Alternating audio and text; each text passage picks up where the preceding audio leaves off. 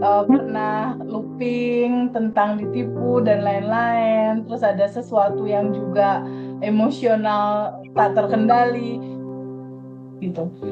Biasanya sih kalau kadar nafas syukurnya Ibnu Sina gitu ya, dokter terbaiknya umat Islam gitu, itu 4-2-6. Jadi tarik napasnya 4 ketukan, tahan 2, dibuangnya 6. Atau kalau nggak pakai angka juga nggak apa-apa, melambatkan aja.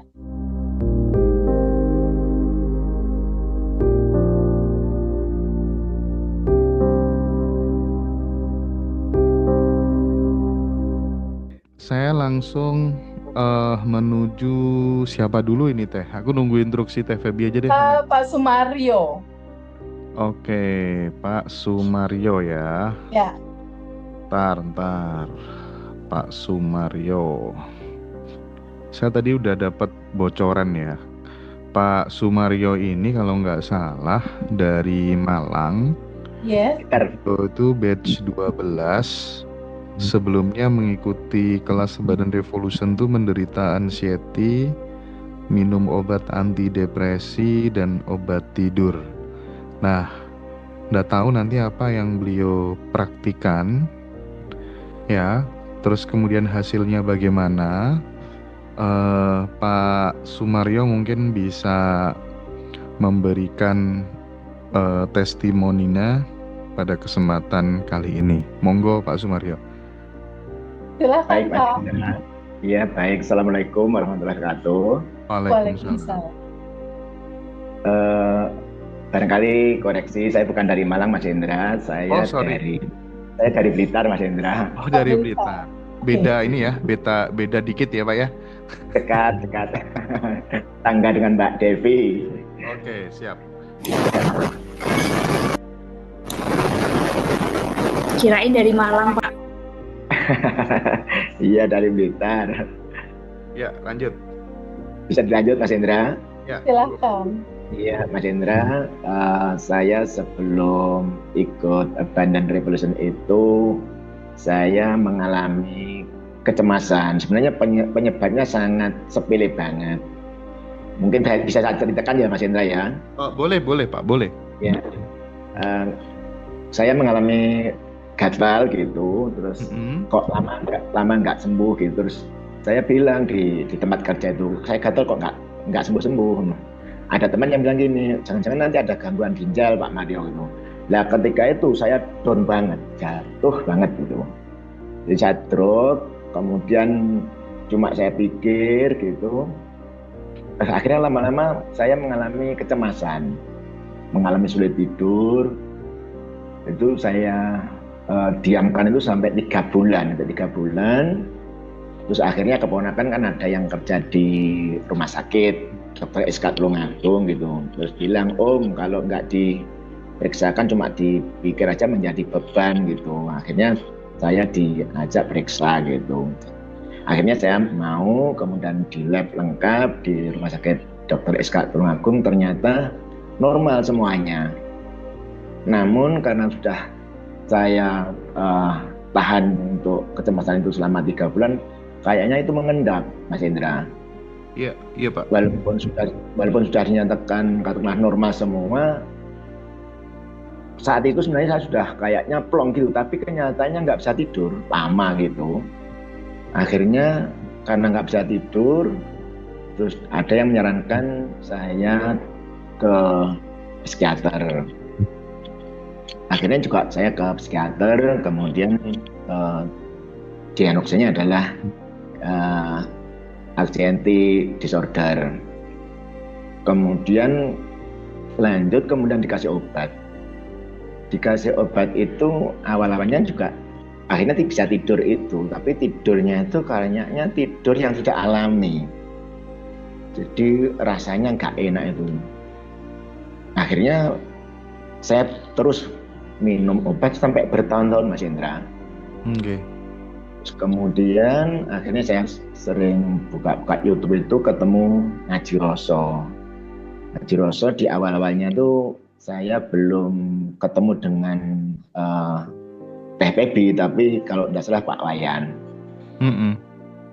terus, kemudian saya sering-sering buka YouTube itu, akhirnya ada nama Teh Pepi muncul di YouTube itu, kemudian saya kalau tidak salah mendekati bulan puasa itu, bulan puasa yang tahun kemarin itu, terus akhirnya waktu itu daftar, kemudian kalau tidak salah bisa ikut kelasnya itu setelah hari raya kalau tidak salah. Kemudian setelah mengikuti Abundant Revolution itu, kemudian apa yang disampaikan oleh Teh Pepi itu saya lakukan. Terutama yang paling sering saya lakukan atau istiqomah saya lakukan itu adalah sadar nafas syukur, terutama setiap sholat fardu. Jadi setiap sholat fardu selesai, setelah zikir, setelah doa, baru melakukan sadar nafas syukur. Terus yang saya lakukan nafas sadar syukur itu, saya melambatkan nafas. Jadi tarik pelan, keluar pelan, itu lama-lama menjadi enak gitu, kayak relaksasi gitu. Akhirnya saya kan masih berobat terus kemudian juga dikurangi gitu. Kemudian oleh dokter kok nggak dihentikan, saya minta berhenti, masih tetap suruh kontrol gitu. Terus akhirnya saya sudah merasa enak, sudah bisa merasa bahagia, bisa ketawa dengan teman-teman, dengan anak-anak. Terus akhirnya saya berhenti sendiri, tidak berobat. Ternyata awal-awalnya kayaknya mengalami sakau, jadi kayak ketagihan obat itu, Mas Indra. Okay. Terus akhirnya tetap saya tidak kontrol, terus kemudian berhenti. Alhamdulillah lama-lama menjadi enak. Kemudian keluhan-keluhan yang kayak datangnya keringat dingin, kemudian cemas, itu malah semakin hilang. Jadi kayaknya sakau itu semakin lama semakin hilang. Akhirnya sampai sekarang itu alhamdulillah sudah menjadi enak banget gitu, Mas Indra. Jadi saya bisa bekerja dengan baik, kemudian bisa bersosialisasi sama tetangga dengan baik, hubungan kepada keluarga juga semakin baik, dan yang paling penting saya bisa bahagia dan bisa lebih sabar dibandingkan sebelum ikut kelas Abundant Revolution. Jadi dulu ketika saya belum mengalami anxiety disorder itu, walaupun belum mengalami itu, saya tipenya agak temperamen, Mas Indra, agak emosian gitu. Setelah mengikuti Abundant Revolution itu, ketika saya kan guru, Mas Indra. Nggih, Pak. Menghadapi anak-anak yang bandel itu, saya bisa lebih menerima itu pada anak-anak itu, kan namanya anak-anak kan mungkin juga masih labil gitu, mungkin secara fisikal masih labil. Saya lebih bisa menerima, kemudian bisa mendekati dari hati ke hati itu, akhirnya anak lebih bisa manut gitu, Mas Indra. Jadi yang paling utama saya bisa bahagia itu, Mas Indra, bisa tidur tanpa obat. Sekarang mah ini, Mas Indra, ketika saya katakanlah malam itu kan kalau mau tidur saya akan melakukan sadar nafas syukur itu. Iya. Kemudian mengingat-ingat orang yang mau saya maafkan itu malah tertidur duluan gitu. Oke. Malah artinya gimana ya? Saya ya itu tadi, karena pagi gitu mau doakan 10 orang itu masih dapat 3 orang, kayaknya sudah ngantuk gitu. Lupa gitu yang mau saya doakan siapa gitu, Mas Indra. Iya, Pak Sumaryo. Iya, sekali lagi terima kasih sudah berbagi sebuah cerita yang sangat keren. Iya, Mas. Tidak sedikit penceramah atau tokoh-tokoh agama kan bilang ya, kita jangan marah, kita harus sabar gitu. Tapi itu kayak semacam himbauan klise gitu, tanpa kemudian memberikan konkretnya seperti apa tuh, biar nggak marah-marah, biar nggak reaktif, itu konkretnya seperti apa gitu. Nah, tadi sama Pak Sumaryo udah dijelaskan, saya mempraktikkan memperlambat nafas, tarik ya, keluar, itu konkret sih ya, itu langkah konkret dan hasilnya bisa dirasakan, dan itu bisa menjadi tabungan jariah juga buat Pak Sumaryo karena sudah membagikan kisahnya, dan mudah-mudahan nanti teman-teman yang mengalami kasus yang sama bisa terinspirasi, tergerakkan untuk mencoba hal yang sama seperti yang dilakukan Pak Sumaryo. Sekali lagi selamat menempuh hidup yang baru Pak Sumaryo ya. Selamat lahir kembali, makin sukses, makin bahagia. Nah, kita akan coba elaborasi pengalaman dari Pak Sumaryo ini. Bagaimana Teh Feby melihat ini sebagai sesuatu hal yang mungkin akan banyak ditiru, di copy paste oleh sahabat-sahabat yang lainnya dari Pak Sumaryo. Monggo Teh. Ya, Mas Hendra, betul sekali. Sadar nafas syukur itu adalah kuncinya untuk semua orang yang sedang terpuruk. Nggak hanya seseorang yang mengalami kesulitan tidur, tapi seseorang yang putus asa, seseorang yang mau bunuh diri, Mas, atau seseorang yang udah mentok terhadap sesuatu, ketakutan, kebingungan, kemarahan, marah yang pada titik puncak. Itu memang cara meng-cooling down-kannya atau memulai perbaikan langkah awalnya itu dengan sadar nafas syukur atau melambatkan nafas. Pada saat kita marah kan nafas kita kan terengang-engang ya, gitu kan, emosi kan. Nah, dengan kita sadar nafas syukur, kita menyadari nafas, tarik nafas masuk, tahan sebentar lalu keluarin lewat mulut atau lewat hidung juga boleh. Gitu. Biasanya sih kalau sadar nafas syukurnya Ibnu Sina gitu ya, dokter terbaiknya umat Islam gitu, itu 4-2-6. Jadi tarik napasnya 4 ketukan, tahan 2, dibuangnya 6. Atau kalau nggak pakai angka juga nggak apa-apa, melambatkan aja. Tarikan nafas masuk dan hembusan nafas keluar. Nah, kenapa itu menolong di Pak Sunaryo? Karena gini, pada saat Pak Sunaryo melakukan sadar nafas syukur, Pak Sunaryo-nya udah punya keilmuannya, Mas. Bahwa bab 1 itu materi teori bab 1, prakteknya itu sadar nafas syukur gitu. Di materi bab 1 itu kan esensinya kamu siapa. Di materi bab 1 diceritakan bahwa ketika kita sadar nafas syukur, di titik itu kita menyadari bahwa kita terkoneksi, kita terhubung dengan energi tanpa batas, dengan energi kecerdasan tanpa batas, dengan energi kesehatan tanpa batas, dengan energi cinta tanpa batas. Otomatis ketika kita napasnya pakai kesadaran, beda. Pak Sunaryo pada saat bernapasnya pakai sadar nafas syukur, dia pasti ingat materi bab 1. Ada yang tanpa batas di dalam diriku. Nah, kesadaran itulah, koneksi itulah, kalau kata Bluetooth itu ya, connection, atau kata wifi yang nyari hotspot itu terkoneksi gitu. Di titik kita terkoneksi dengan nafas yang tanpa batas di dalam dan di luar kita, itu otomatis, Mas, cinta tanpa batasnya itu terhubung. Lalu pada saat kita bernafas, lalu tarik nafas keluar, otomatis judulnya tarik nafas masuk, energi tanpa batas, cinta tanpa batas itu masuk ke 40 triliun sel tubuh kita, memberikan cinta, memberikan hormon endorfin, memberikan imun sistem. Pemahaman sadar nafas syukur ini jadi kayak gitu. Jadi bernapasnya udah jadi memberikan vitamin ke seluruh sel. Oke. Memberikan rasa relax gitu. Jadi diawali dengan itu. Apalagi tadi ditambah sama sending love. Wah, udah. Cinta itu melarutkan segalanya, Mas. Masuk melarutkan sakit.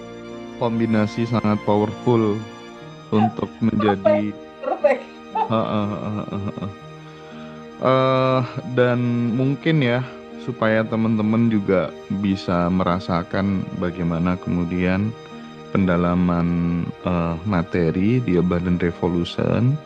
Sekarang udah tanggal 8 ya Mbak ya? 7 ya. 1 minggu lagi pendaftaran batch 19 akan ditutup ya teman-teman. Jadi silakan buat sahabat semuanya yang ingin terkoneksi menjadi bagian dari keluarga besar Abundant Revolution ya Teh ya. Dan nanti bisa join acara batch 19.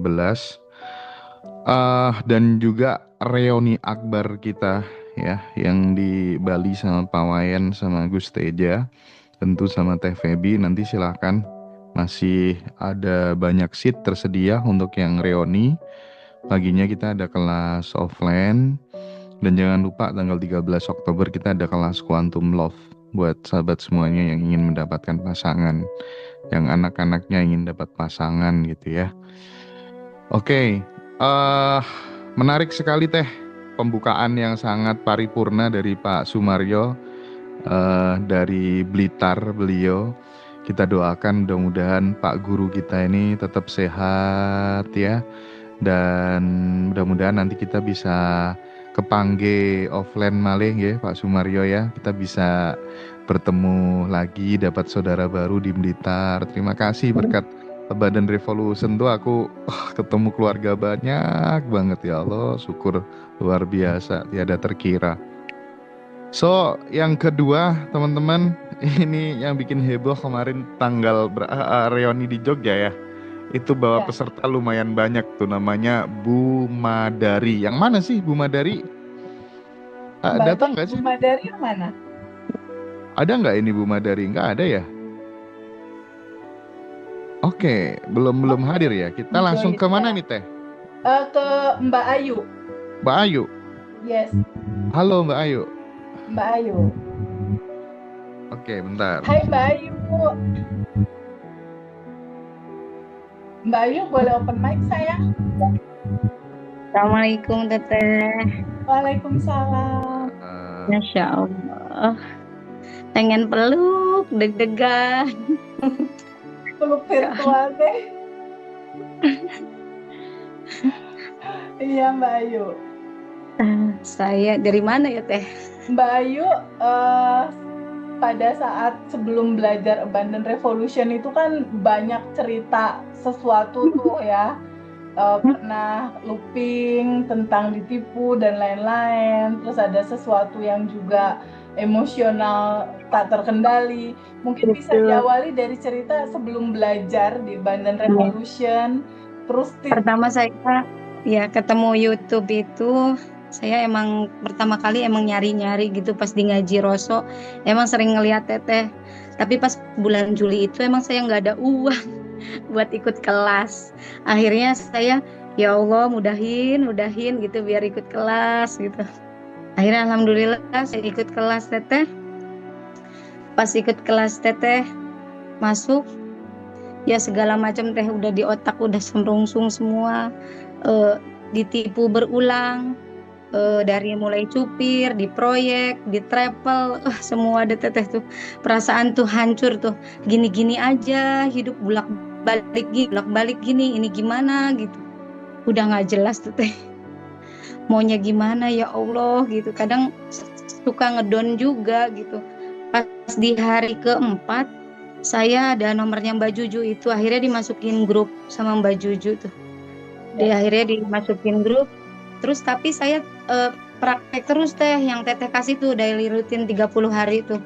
Dari mulai hari pertama itu. Tapi yang 3.500 itu, yang money itu saya jarang sampai 3.500 Teteh. Yang terutama saya jaga banget itu sadar nafas syukur sama sending love. Quantum Jam saya nggak mikir Teh. Oke. Quantum Jam. Pokoknya saya tiap hari itu, terus saya menjaga untuk 1 jam sekali itu saya bersyukur aja. Saya bersyukur tiap 1 jam sekali saya bersyukur. Terus saya menjaga jam ini binatang mana yang mau dibantu, siapa yang mau dikasih senyum sama saya, pokoknya itu sending love apa aja yang saya kerjain, pokoknya 1 jam. Kalau untuk 1 hari mungkin saya susah ya untuk sending love ke orang-orang, pokoknya 1 jam. Saya keluar ngelihat tukang itu, Teteh pernah di YouTube begitu, jadi saya sendingin lovein orang itu yang lagi jualan es tebu ke apa ke, pokoknya saya sending love aja udah kerjaannya. Habis itu tapi saya pas ikut rilis saya nangis sama Mbak Juju. Tapi saya nggak bisa, pas Teteh yang praktek disuruh itu saya nggak bisa dinalar di pikiran gitu Teh. Makanya saya nelpon Mbak Juju, kata Mbak Juju, Mbak Yu tulis aja, udah sebisanya ditulis apa gitu. Karena suami saya juga cuek Teh ke saya. Ya. Untuk nafkah juga jarang. Dia udah anak-anak ke pondok udah diituin ke pondok semua, ditransferin ke pondok semua. Untuk saya ya udah sekian aja, seada-adanya doang. Akhirnya saya tulis, rilis terus tiap hari tuh saya rilis. Untuk hari ke-5 apa ke-8 gitu saya lupa deh. Itu suami langsung transfer 2 juta. Alhamdulillah banget. Habis transfer 2 juta, saya ke Jakarta. Udah kamu ke Jakarta. Ke Jakarta. Tiap hari saya ditanyain mau makan apa, mau makan di mall mana. Ya Allah, ini seindah ini. Ya Allah, hidup itu seindah ini. Masya Allah, saya bilang. Ya Allah. Habis itu, pas saya pulang ke Cirebon, saya tuh sending love-nya, quantum jam-nya bercandaan gitu teh. Kan saya emang yang sending love orang yang udah nipu saya itu hampir tiap hari kalau mau bangun tidur. Saya tiap bangun tidur itu saya sending love-in itu orang-orang yang nipu saya gitu. Udahlah, saya ikhlas, udah terserah itu mah gimana Allah aja, saya bilang gitu. Ikhlas. Makanya saya pas yang mobil itu saya mau jual aja, saya mau bayarin utangnya supir aja, jadi dia biar gak punya utang ke saya. Kata ayahnya jangan, nanti dia pendapatannya dari mana kalau kita jual mobil yang pertama. Akhirnya pas abis rilis dapat transferan lagi dari supir itu, Bu maaf saya mau berusaha untuk ngelunasin tapi ada uangnya segini, nanti saya cicil lagi separuhnya ya. Ya Allah, Masya Allah di situ. Allah, seindah ini hidup, ya Allah, kenapa saya kemarin pusing-pusing banget hidup sebelum ikut AB 17, saya bilang. Batch 17 ya Teteh ya? Ya, AB 17 teh. Pas habis mobil itu kan saya cuma gini doang, pas habis selesai sending love, biasalah ritual malam itu ya. Buku juga buku itu saya catat-catat tuh. Buku syukur. Ya, buku syukur ya, data ya, data baru ya, menghilang dari data lama. Saya itu pas kayaknya hari ke-7 teh, saya cuma gini doang, enak ya kalau seandainya saya punya mobil putih sendiri, kemana-mana pergi diantar gitu. Udah, tapi saya enggak ngoyo, udah dilepasin. Pas hari ke-7 saya ditelepon, "Ma, itu mobilnya diambil ya, di Daihatsu," katanya. Itu buat kamu kalau pergi kemana-mana biar gampang. Masya Allah, saya sujud syukur banget di situ ya. Saya nggak bisa berkata-kata Teteh, beneran ya. Saya sampai merinding, saya bilang Mbak Cucu, ya Allah ini saya sampai gemeter semua, ini begini, ini bener tah hidup saya begini, saya bilang gitu Teh. Makanya saya kan anak saya lagi kelas 11 sekarang, saya ajarin terus, kan emang di pondok, kalau mau masuk universitas apa dari sekarang pokoknya harus itulah, pokoknya suruh praktekin itu, nanti pasti dapat insya Allah. Oh iya mah, insya Allah. Tapi pokoknya saya menjaganya itu Teh, 1 hari itu saya mau apa untuk orang lain itu aja Teh. Jadi saya juga nggak mikir-mikir nanti saya bakal dapet ini nih, saya bakal dapet ini, enggak Teh, beneran. Saya pokoknya tadinya juga saya mageran Teh, malas gerak. Cuman kalau di grup berkah itu kan kata Mbak Juju, ayo grounding gitu. Jadi saya semangat sendiri. Iya. Jadi disuruh kita. Berarti yang dipraktekin itu sadar nafas syukur, sending love, dan doakan 10 orang setiap hari. Kadang lebih Teh doainnya, pokoknya sejam itu gak tahu dah berapa yang didoain. Sama saya juga ada anak yatim kebetulan 7-8. Kalau itu emang udah biasa dari kapan gitu, udah agak lama. Oh, tabungan semestanya ini? Iya, tabungan semestanya itu, cuman ya itu udah lama. Jadi kita ada atau nggak ada ya kita pasti ngasih ke mereka gitu. Itu aja sih Teh, Insya Allah. Tapi ya itu saya tuh yang pertama sih cuman kayaknya yang saya pikir kayaknya ke-trigger sama papa sama mama yang waktu kecil itu Teh. Ya, saya kebaca itu. Ya, rilis masa kecil. Iya betul Teh.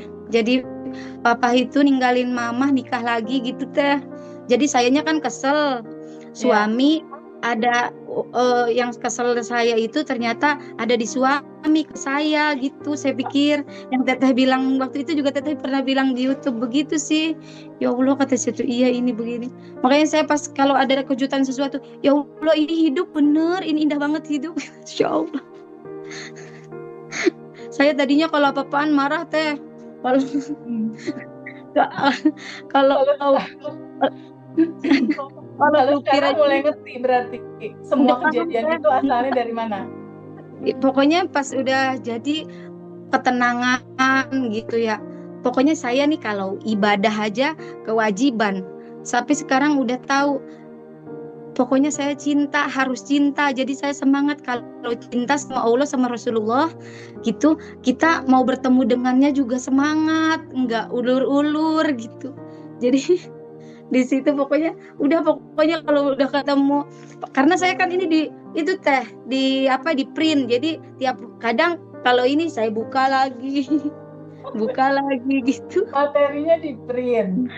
materinya di print, daily rutinnya di print juga.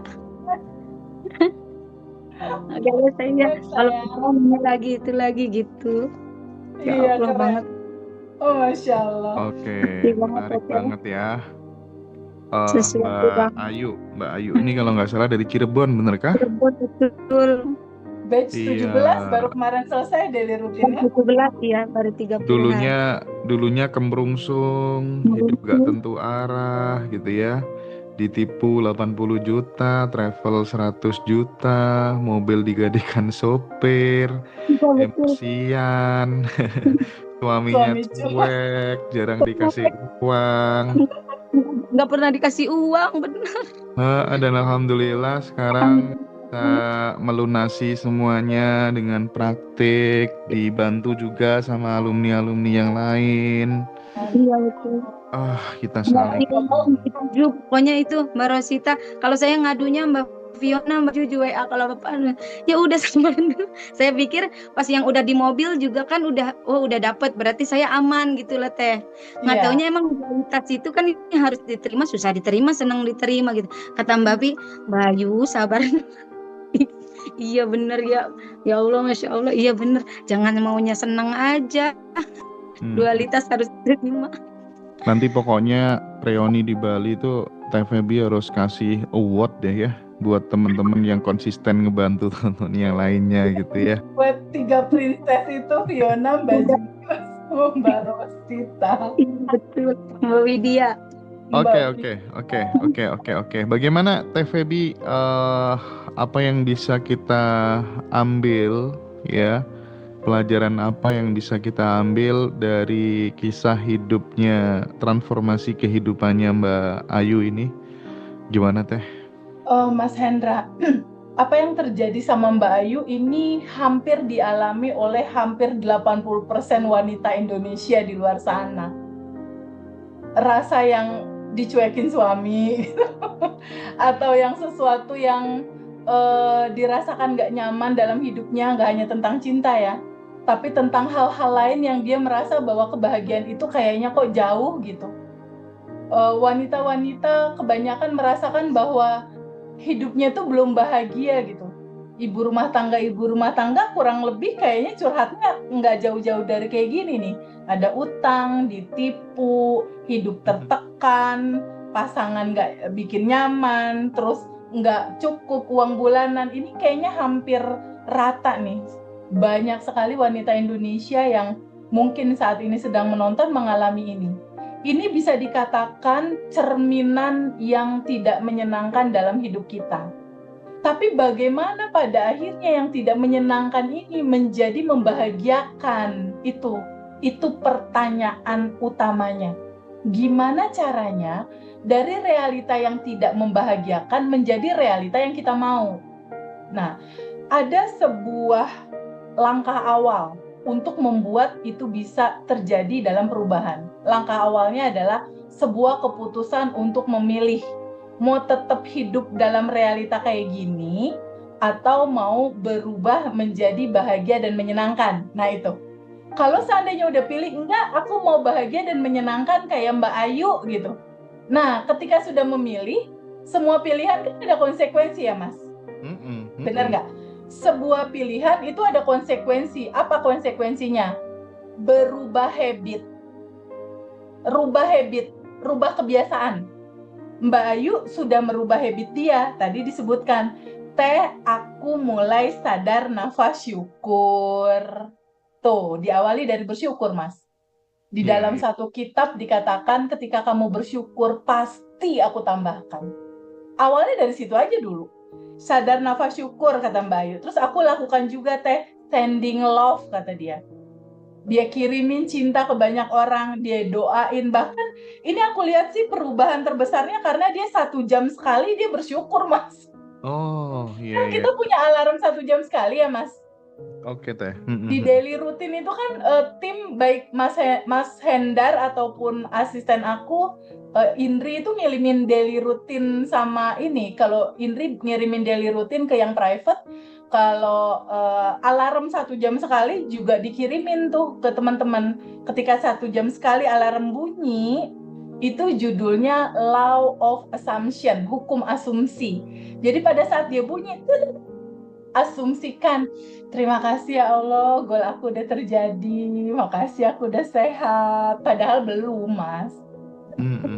Tapi asumsikan bagus-bagus, terima kasih semuanya udah berkelimpahan, terima kasih segalanya udah ada dan tersedia. Nah kalau Mbak Ayu 1 jam sekali dia bersyukur, dia balik lagi bersyukur. Jadi di sini memang kalau aku lihat polanya Mas Hendra, perubahan diawali dari berubahnya kebiasaan. Yang tadinya kemerungsung, kesel, berubah jadi bersyukur. Yang tadinya marah-marah berubah jadi sending love. Orang yang bikin kesel yang tadinya Mbak Ayu marah, komplain, ini enggak, tak sending love-in aja orang itu gitu. Nah perubahan itulah yang akhirnya merubah slide kehidupan dia. Dari yang suaminya nggak perhatian, jadi ngasih mobil. Jadi yang tadinya tidak menyenangkan, jadi menyenangkan. Jadi yang tadinya ada orang-orang punya hutang susah bayar, ini malah pada bayar. Utang-utangnya pada dibayar. Daily rutin inilah yang merubah realita, Mas. Ketika getaran energi tubuhnya berubah dari yang lama marah-marah, keselan dan lain-lain, mudah ke-trigger dan lain-lain, berubah dia. Awalnya dari sadar nafas syukur, sending love dan arigato mani kan, dijalanin nih arigato maninya nih. Setiap 1 hari dia ucapin terima kasih, terima kasih, terima kasih, terima kasih. Ketika data barunya diisi sama sadar nafas syukur, bersyukur, diisi lagi sama sending love, ngirimin cinta ke banyak orang, doain 10 orang, diisi lagi terima kasih arigato mani. Data barunya udah terima kasih, bersyukur, sending love, terima kasih, bersyukur, sending love. Ya otomatis Mas, kalau datanya di laptop udah terima kasih, syukur, dan cinta, pantulan realitanya udah jadi seperti itu Mas. Itu udah hukum pasti. Gitu Mas Hendra. Oke Teh, thank you. Wah, menarik sekali ya. Tadi dibuka sama Pak Sumaryo. Beliau kasih testimoni bisa sembuh dari anxiety. Terus kemudian Mbak Ayu dari yang tadinya merasa kekurangan sekarang menjadi full kasih dari suami tercinta, hidupnya menjadi lebih baik. Ini tentu mengirimkan pesan buat teman-teman semuanya, separah apapun kondisinya, jangan pernah kehilangan harapan ya. Mungkin dengan sedikit-sedikit mengubah habit, barangkali nasib, realita kita juga bisa ikut berubah. Kuncinya adalah praktik, latihan terus gitu ya.